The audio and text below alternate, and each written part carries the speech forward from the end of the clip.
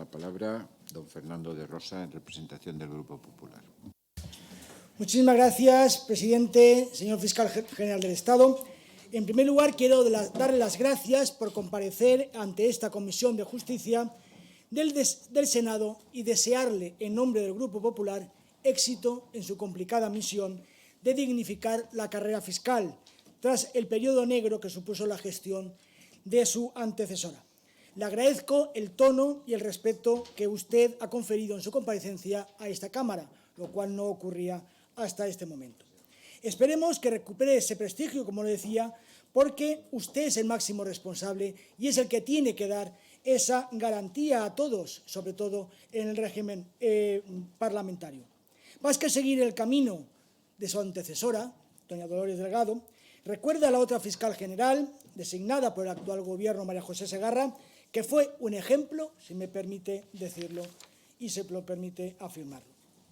Por ese motivo nos gustaría que nos indicara a qué responde el nombramiento de su antecesora para asumir las funciones de fiscal de derechos humanos y memoria democrática tan ajenas a su cometido de fiscal de sala de lo militar.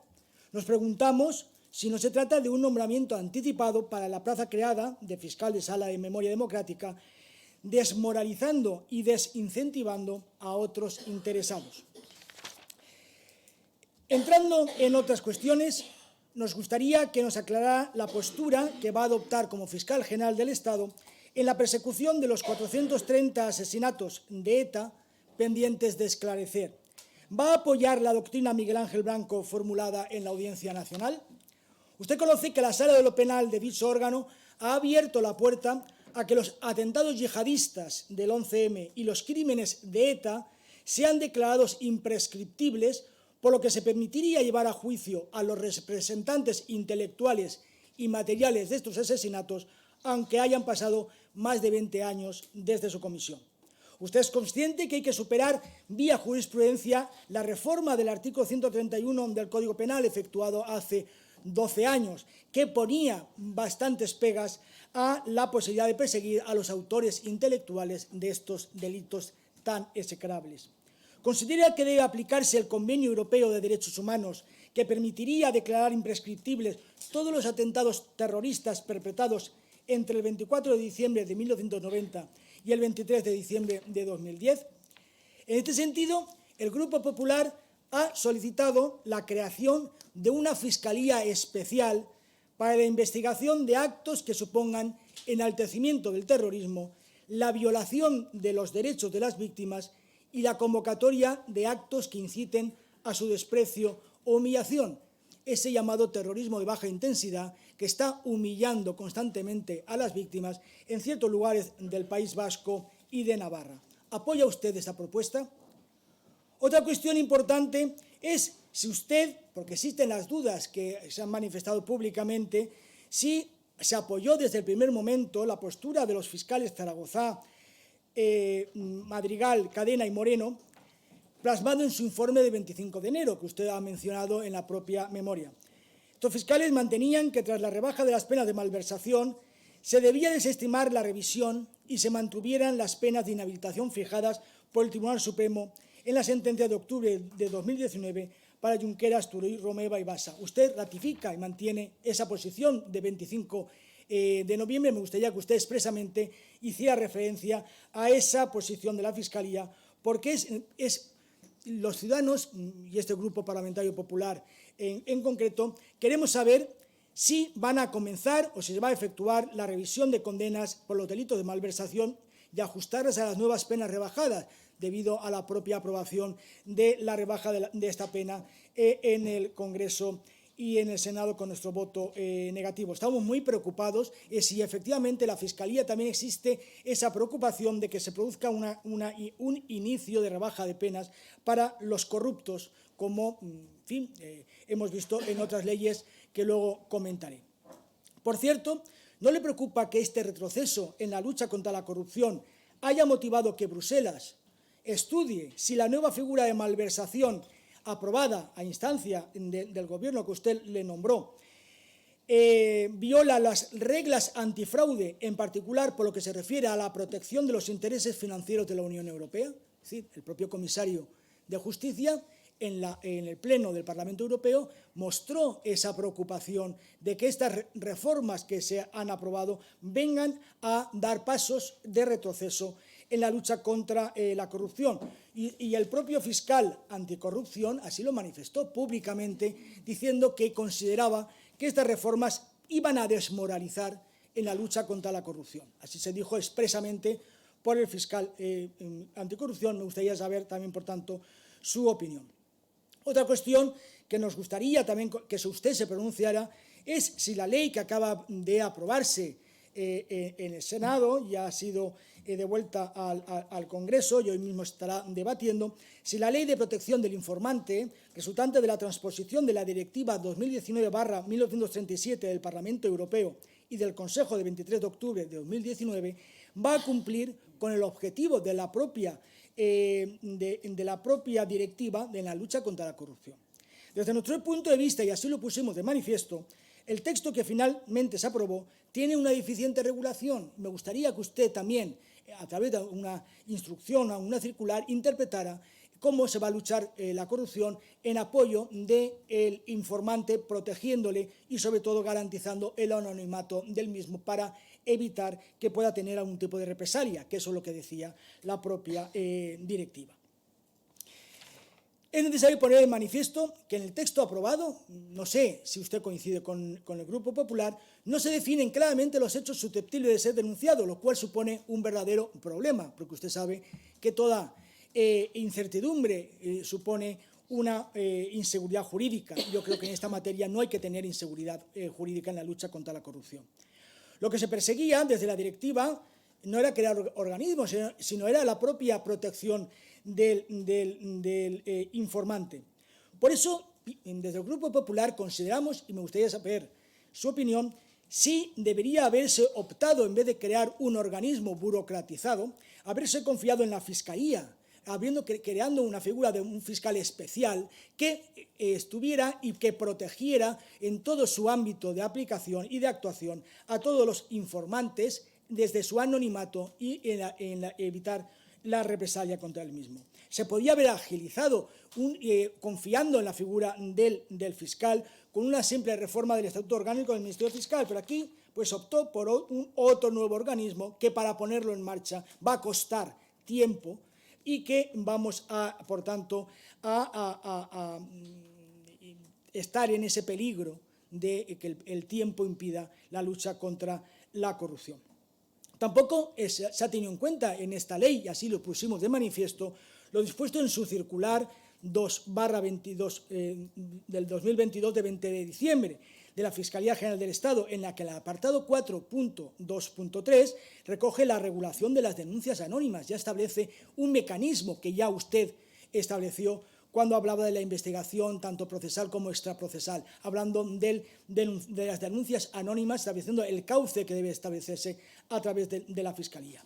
En nuestra opinión, paralelamente a la protección del informante, debería haberse efectuado una serie de modificaciones legislativas. Usted ha mencionado que tiene ahora en proyecto, desde el organismo técnico, sobre corrupción. Creo que le he entendido que va usted a realizar. En eso vamos a estar muy atentos porque realmente queremos lanzar un mensaje y con ello pues, me alegro de conocerlo, se lanza un mensaje de tolerancia cero contra la corrupción. Así pues, pensamos desde el Grupo Popular y queremos que usted también reflexione con nosotros esta tarde o en otro momento, si es necesario un endurecimiento en las penas de supuesto de prevaricación de especial gravedad, ampliación de las conductas tipificadas como tráfico de influencias, revisión de los delitos de fraude y exacción ilegal, también el incremento de las penas máximas para los delitos patrimoniales más graves, revisión del delito de falsedad contable, incorporación de los nuevos delitos relacionados con la financiación y la gestión de los partidos políticos. Es decir, creemos que debe realizarse otra apuesta más por combatir la corrupción y no bajar la pena a la malversación, que creo que va en camino absolutamente contrario a lo que marca la directiva europea y lo que debe marcar la lucha contra esta lacra. Igualmente, pensamos que debe agilizarse los procedimientos judiciales en caso de corrupción, permitiendo acelerar el enjuiciamiento y agilizando el trámite en caso de acumulación de proceso. Además, que consideramos que debe también efectuarse una determinación concreta de la responsabilidad civil que evite retrasar el proceso penal. ¿Está usted de acuerdo con estas iniciativas? ¿Tiene pensado, no creo que me adelante, su actuación o cómo va a ser esa instrucción, pero sí que me gustaría que usted perfilara cuál es la postura que adopta la Fiscalía en la lucha contra la corrupción y si piensa, como le he dicho, que rebajar la pena en la malversación es un camino equivocado. Por cierto, me he referido a su circular 2/22 del 20 de diciembre y sobre todo me gustaría que usted me aclarara una cuestión. Es relativo a la investigación extraprocesal que usted define en la circular. La investigación extraprocesal, una vez dictado el auto de sobreseimiento provisional en órgano judicial. En fin, si se dicta el sobreseimiento provisional, aún está judicializado. Es decir, no está judicializado y, por tanto, no hay cierre definitivo. Y usted habla ahí de la posibilidad de que la Fiscalía continúe una investigación. Yo pienso, a lo mejor estoy equivocado en la interpretación, que al estar judicializado hay que tener mucho cuidado a la hora de que exista una investigación paralela que pueda suplantar la investigación judicial. También nos gustaría saber si piensa modificar el decreto 21 de noviembre de 2022, interpretando y supliendo los fallos de la llamada ley del sí es sí, tras la jurisprudencia fijada por el Tribunal Supremo y seguida por juzgados y audiencia, que es contraria a lo que usted manifestó en dicho decreto. Señor fiscal general, la Fiscalía ha de defender el principio de legalidad. Ha de defender el principio de legalidad. Usted, en su decreto, que el Grupo Popular pensamos que fue erróneo, consideramos que no acertó a la hora de proteger a las víctimas. Usted dice que se hizo atendiendo a las víctimas. Las víctimas deberían saber que se iba a producir una rebaja de las condenas de sus agresores. Y usted, con esa instrucción, pienso yo, de apoyo al Gobierno absolutamente, lanzó un mensaje que a las víctimas les confundió y que luego vemos que no tiene que ver con la realidad de lo que se ha producido. Esas 500 revisiones de penas, 50 violadores y pederastas en libertad y también, según el Consejo General del Poder Judicial, podemos estar hablando de más de 900 y hay 4.000 procedimientos pendientes de revisión, según la propia estadística que nos hacen llegar. ¿No le parece que la propuesta de esa reforma que se efectuó la ley del sí es sí ha causado un gran dolor en muchas víctimas? Por tanto, quiero saber si usted va a modificar ese decreto 21 de noviembre. Ya le digo que, desde mi punto de vista, erróneo, porque dio una interpretación que no han seguido los tribunales españoles. También me gustaría saber qué le parece la propuesta de reforma de los delitos contra la libertad sexual presentada por el Partido Socialista en el Congreso ante el fracaso de la ley que ha permitido la salida de violadores y pederastas.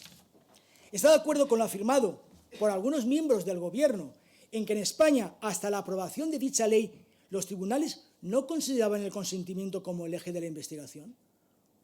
Usted, como fiscal general del Estado, conoce muy bien, y lo sé y me consta, la jurisprudencia del Tribunal Supremo.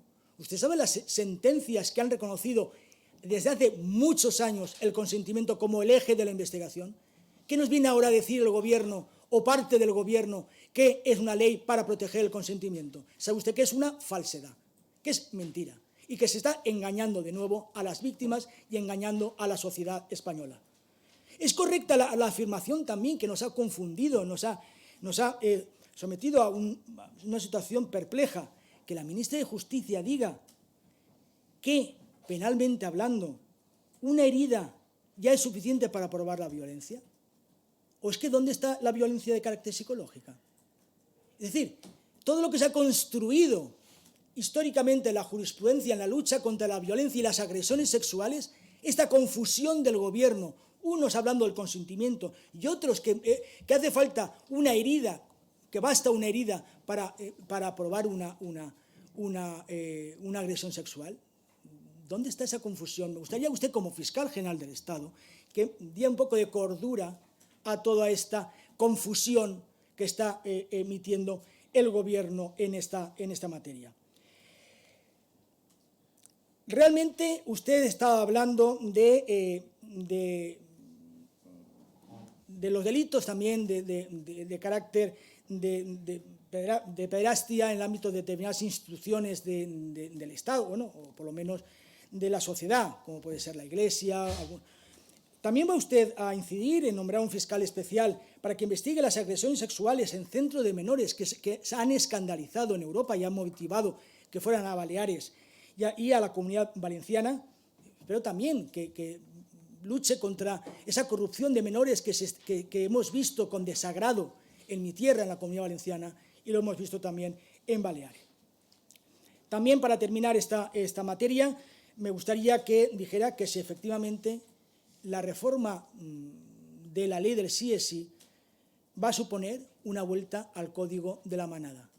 Si considera que los jueces son golpistas con toga o son que contribuyen al machismo, porque eso realmente, ya digo, es confundir a la sociedad en la lucha de la violencia de género que muchos, por no decir la totalidad de jueces y fiscales en España, son un ejemplo en la lucha contra la violencia de género y las agresiones sexuales. Y me gustaría aquí decirlo claramente. Todas estas manifestaciones de miembros del Gobierno son un insulto a la independencia judicial y también un insulto a las víctimas que se han visto muchas veces protegidas por la actuación de fiscales y de jueces en esta materia. También me gustaría saber su opinión sobre la situación de la Administración de Justicia en la actualidad debido a la huelga indefinida de los letrados de la Administración de Justicia. Esperemos que hoy haya un acuerdo entre el Comité de Huelga y el Ministerio de Justicia, porque se están produciendo miles de suspensiones. Usted, como fiscal general del Estado, tendrá la propia estadística que le remitirán sus fiscales del colapso en que se cuesta esta administración. Los datos están hablando de más de 200.000 vistas suspendidas y de 450 millones de euros bloqueados que no se están pagando y está cumpliendo esta efectividad. También nos gustaría, para terminar, y apelando a la benevolencia del presidente, si es usted partidario de aprobar un complemento económico para jueces letrados, en este caso fiscales, que es lo que a usted le compete, para evitar la desertización de la Administración de Justicia en Cataluña. También si va a instar a través de la Fiscalía del Tribunal Superior de Justicia en Cataluña de exigir el cumplimiento de la ejecución de las sentencias que dictan los juzgados y tribunales en ese territorio, sobre todo después de que el propio Parlamento Europeo va a realizar una investigación sobre el cumplimiento del porcentaje del 25% del castellano en ese territorio. Cuando también, si usted piensa instar al Ministerio de Justicia para que ejecute la anunciada reconversión de plazas de tercera categoría en plazas de segunda ya presupuestadas en 2022. Señor fiscal general, son muchas las cuestiones que nos preocupan. Podríamos estar aquí mucho tiempo y sabe que tanto usted como a nosotros nos apasiona todo el tema de la justicia y trabajar por la misma.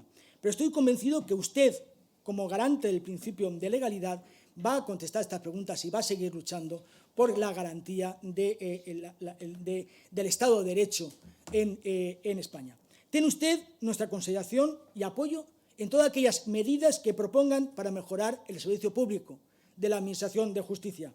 Pero ya le digo que rechazaremos sin ninguna duda todo aquello que consideremos que suponga un retroceso. Muchas gracias.